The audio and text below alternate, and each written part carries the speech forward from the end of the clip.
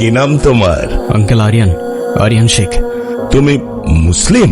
জি uncle. ও কি জানে না তুমি খ্রিস্টান? Are you crazy? একজন মুসলিমকে বিয়ে করবে তুমি? বাবা, আমি ইসলাম ধর্মে কনভার্ট হব। কি বললে? Please try to understand uncle, এখানে ওর কোনো দোষ নেই। ও যাই করছে সেটা শুধুমাত্র আমায় ভালোবেসে। দোষ যদি কারোর থেকে থাকে সেটা আমার। মারতে হয় আমায় মারুন আপনি। জেনে ওকে বেরিয়ে যেতে বল। একটু থামো না বাবা, তুমি যাও তো এখন। প্লিজ আঙ্কেল, একটু বোঝার চেষ্টা করুন। আমি আপনার মেয়েকে কোনোদিন কষ্ট দিব না।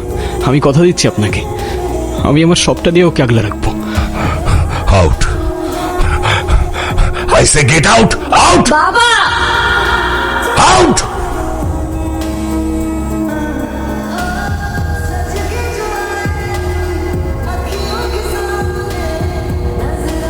তুই কি বুঝে শুনে ডিসিশনটা নিচ্ছিস নাকি প্রেমে অন্ধ হয়ে গেছিস? না ভাই, আমি বুঝেই ডিসিশন নিছি। এতদিন অনেক দৌড়াইছি, এবার একটু থেমে 2টা মুহূর্ত নিঃশ্বাস নিতে চাই ভাই। ঠিক আছে, তুই যা ভালো মনে করিস তাই কর। দোয়া করবেন ভাই। আসসালামু আলাইকুম। আরিয়ান, যদি কোনোদিন প্রয়োজন মনে হয় তাহলে এই ভাইটাকে একবার স্মরণ করিস।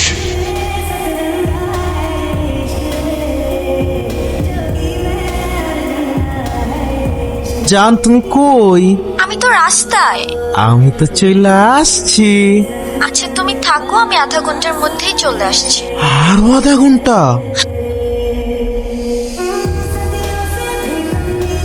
শ্যামরে তোমার শোনে, শ্যামরে তোমার শোনে, একলা পায়াছি রে শ্যাম, একলা পায়াছি রে শ্যাম, এই নিঘুর বনে আজ পাশা খেলবো রে শ্যাম, আজ পাশা খেলবো রে শ্যাম, একলা পায়াছি রে শ্যাম, একলা পায়াছি রে শ্যাম, এই নিগুর বনে আজ পাশা খেলবো রে শ্যাম। তাই নাকি? একলা পায়াছি রে শাম, এই নিগুর বনে। আসসালামু আলাইকুম। ওয়ালাইকুম সালাম। ওই দিন আর কে কে ছিল তোর সাথে? ভাই আমি কিচ্ছু জানি না ভাই, বিশ্বাস করেন ভাই। Lost chance. কে কে ছিল ভাই? আমি কিচ্ছু জানি না ভাই, আমি সত্যি কইতাছি ভাই, বিশ্বাস করেন ভাই। দ্বিতীয় জীবনে স্বাগতম, কিন্তু এবার আর কিছু লুকানোর চেষ্টা করলে তৃতীয় জীবন পাবি না। এখানেই আলবিদা।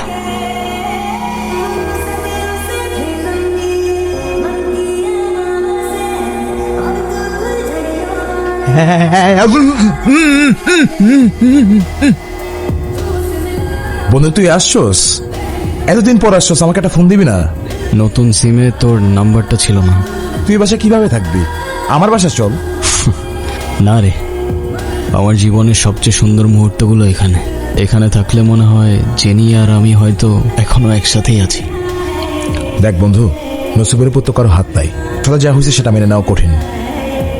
আর জেনির বাবা মাই তোর উপর দোষ চাপাই দিস। তোর ভাগ্য তো ভালো, অল্প দিনে ছাড়া পাই গেছস। এবার জীবনটা নতুন করে সাজা। কিভাবে নতুন করে সাজাবো বল? তুই তো জানিস ও ছাড়া আমার জীবনে আর কেউ ছিল না। জীবনটা একটা ঘর ছাড়া পাখির মতো ছিল। জেনিকে পাওয়ার পর সেই পাখিটা আবার নতুন করে ঘর বাঁধার স্বপ্ন দেখতে শুরু করলো। আর যেই মেয়েটা আমার জন্য নিজের পরিবার, বাবা মা সবাইকে ছেড়ে নতুন একটা শহরে চলে আসলো, সেই মানুষটাকে আমি আগলে রাখতে পারলাম না রে। বাদ দে না, যা হইছে হইছে।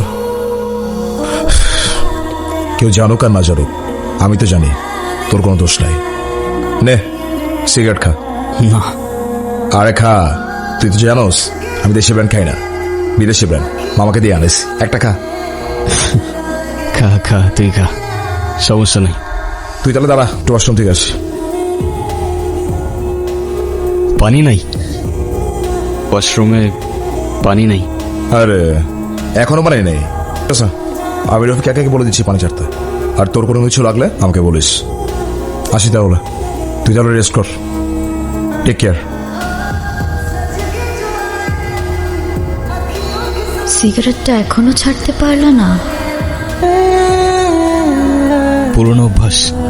কি করে ছেড়ে দিই বলো? সেই অভ্যাসগুলোর মধ্যে কি আমিও আছি? কোনো সন্দেহ আছে? পুরনো সবকিছু ধরে রাখা ঠিক না, এতে কষ্ট বাড়ে। ধরে আর রাখতে পারলাম কই বলো? ক্লান্ত? না, তুমি ঘুমাও, আমি তোমার মাথায় হাত বুলিয়ে দেই। চাইলেও এখন আর ঘুমাতে পারি না। কেন? কিছু প্রশ্ন সারাক্ষণ মাথার মধ্যে ঘুরতে থাকে। এই যন্ত্রণাগুলো আমি আর নিতে পারছি না জেনি। আমি পারলাম না তোমাকে আগলে রাখতে। তুমি তো আগলে রাখতে চেয়েছিলে, কিন্তু ওরা তো। আমাকে মাফ করে দাও। মাফ করে দাও মানে? 4টা বছর পরে সে এখন তুমি মাফ চাচ্ছ? হাল ছেড়ে দিচ্ছ? তো আমি আর কি করবো, আমাকে একটু বলবা? একটু বোঝার চেষ্টা করো। তোমার আর আমার ধর্মটা আলাদা জেনি। তোমার ফ্যামিলি কখনোই আমাদের সম্পর্কটা মেনে নেবে না। তুমি কি আমাকে ভালোবাসো না?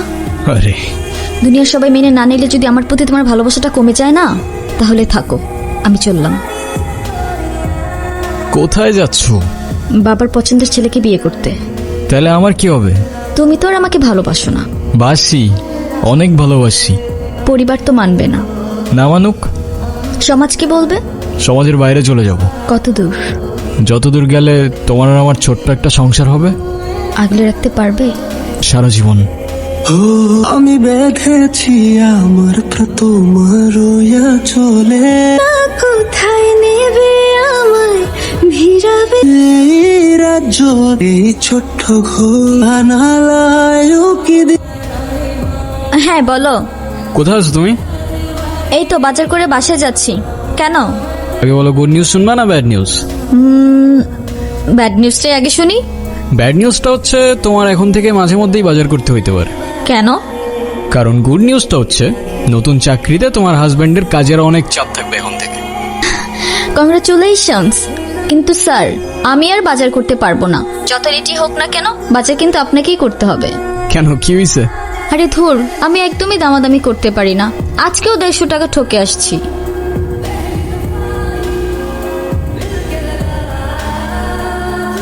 আপনারা কারা আর বাসার ভিতরে কিভাবে ঢুকেছেন? হ্যালো, কারা বাসায়? হ্যালো,